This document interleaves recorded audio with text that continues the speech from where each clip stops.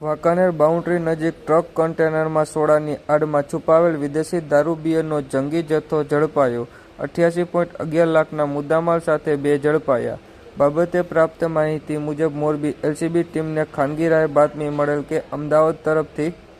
રાજકોટ બાજુ એક બંધ બોડીના ટ્રક નંબર યુપી 21BN 8121માં વિદેશી દારૂ બિયરના જથ્થાની હેરાફેરી થવાની હોય, જેના આધારે પોલીસે વાંકાનેર બાઉન્ડ્રી નજીક ટ્રકને રોકી તલાશી લેતા ટ્રકમાંથી 4896 નંગ વિદેશી દારૂની બોટલો તથા 11436 નંગ બિયરના ટીન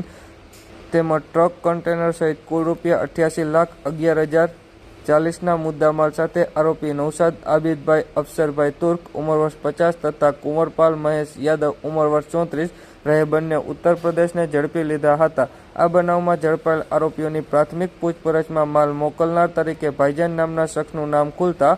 પોલીસે ત્રણેય ઈસમો તેમજ તપાસમાં નામ ખુલે તે તમામ વિરુદ્ધ વાંકાનેર તાલુકા પોલીસ મથકમાં પ્રોહિબિશન એક્ટ હેઠળ ગુનો નોંધી ધોરણસરની કાર્યવાહી હાથ ધરી છે।